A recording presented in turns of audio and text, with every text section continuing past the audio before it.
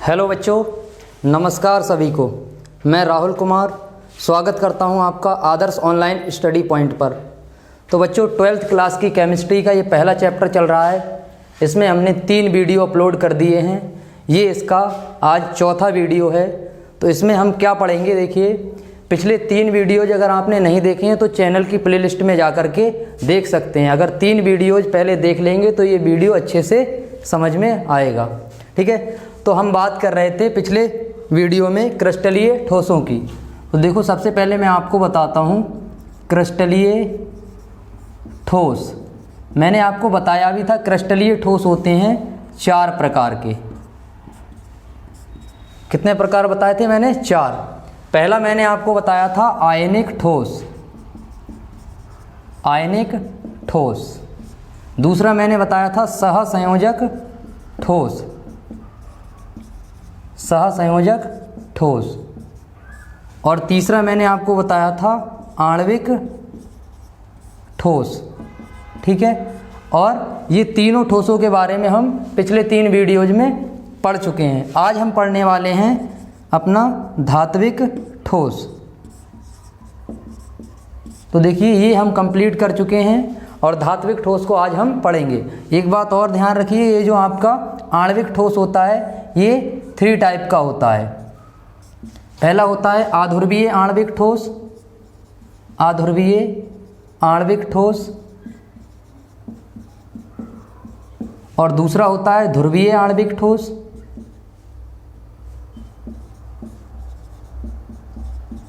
ध्रुवीय आणविक ठोस। और तीसरा होता है हाइड्रोजन आबंधित। हाइड्रोजन आबंधित आणविक ठोस।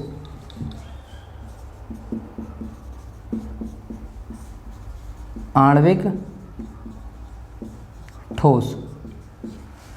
तो पिछले वीडियोज में हमने आणविक ठोस के बारे में पढ़ा था। आज हम पढ़ने जा रहे हैं धात्विक ठोस। तो चलिए अपने टॉपिक पर चलते हैं हम। धात्विक ठोस। सबसे पहले हम धात्विक ठोस की बात करेंगे। तो देखिए, हम सबसे पहले किसी भी ठोस की बात करते हैं तो हम देखते हैं वो उसमें अवयवी कण किस प्रकार से व्यवस्थित हैं।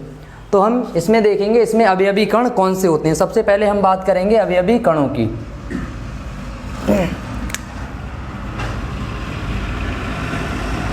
अवयवी कण, जैसा कि आप जानते हैं, अवयवी कण वे कण होते हैं जिनसे कोई ठोस बना होता है। ठीक है, तो धात्विक ठोसों के अवयवी कण होते हैं। जैसे यहाँ पर धातु का एक टुकड़ा है, ये धातु के परमाणु हैं। और धातु के परमाणु की टेंडेंसी होती है कि ये इलेक्ट्रॉन डोनेट करके धनायन बनाते हैं। तो इसमें से प्रत्येक परमाणु ने इलेक्ट्रॉन डोनेट किया है और ये खुद धनायन में बदल चुका है। तो आप देख रहे होंगे इसमें धातु के धनायन हैं और साथ में डोनेट किए गए मुक्त इलेक्ट्रॉन हैं। ठीक है, तो हम यहाँ लिख देंगे धातु के धनायन। धातु के धनायन तथा मुक्त इलेक्ट्रॉन। मुक्त इलेक्ट्रॉन।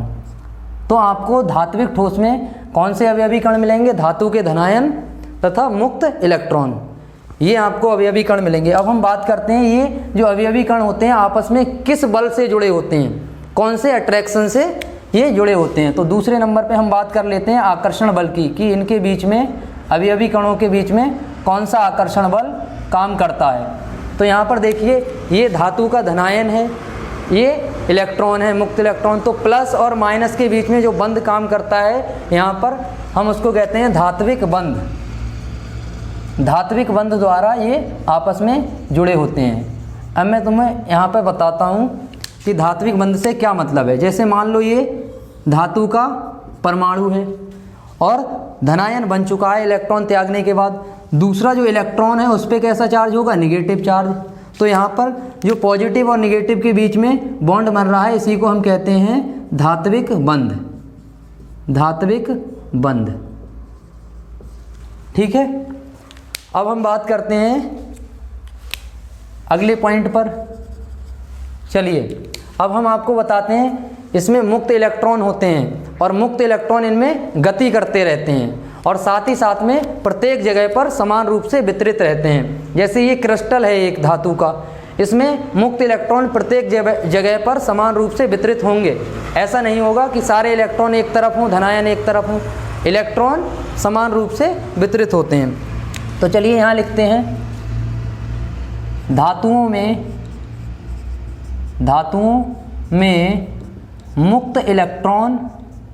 मुक्त इलेक्ट्रॉन गतिशील होते हैं। गतिशील का मतलब है ये गति करते हैं, गतिशील होते हैं तथा धातु में समान रूप से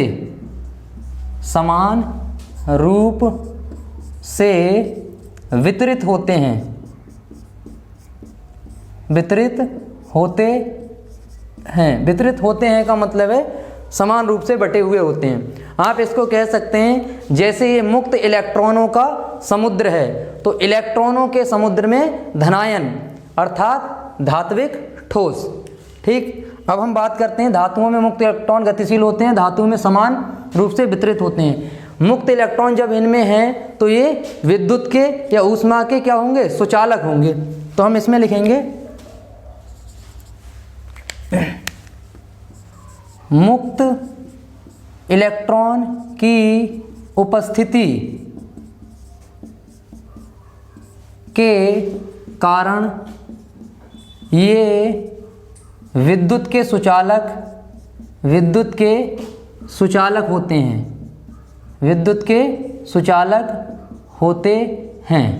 विद्युत के क्या होते हैं, सुचालक होते हैं।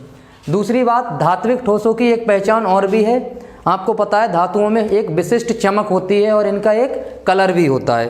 तो हम यहाँ लिखेंगे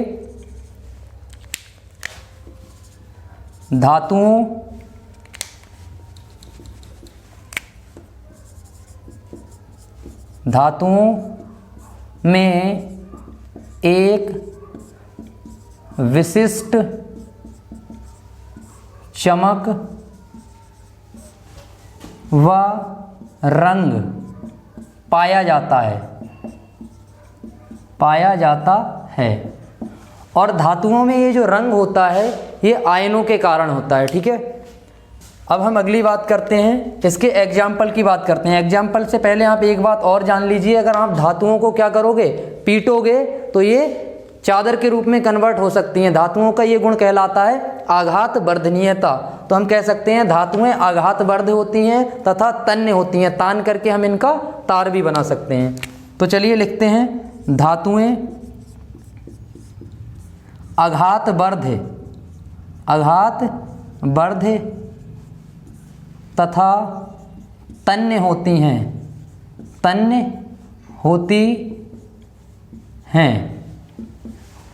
ठीक है, अब हम कुछ धात्विक ठोसों के एग्जाम्पल लिख लेते हैं।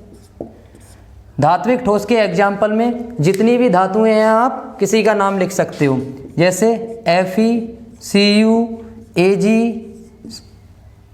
Au, ETC। जितनी भी धातुएं आप किसी का भी नाम लिख सकते हो। तो बच्चों, आज हमने ये पढ़ लिया है धात्विक ठोस। हमने चारों ठोसों को एक एक करके पढ़ा है। अब हम अगली वीडियो में आपको चारों ठोसों की तुलना करके कुछ गुणों के आधार पर समझाएंगे। तो चलिए इस वीडियो को यहीं समाप्त करते हैं। मिलते हैं अगली वीडियो में नए टॉपिक के साथ।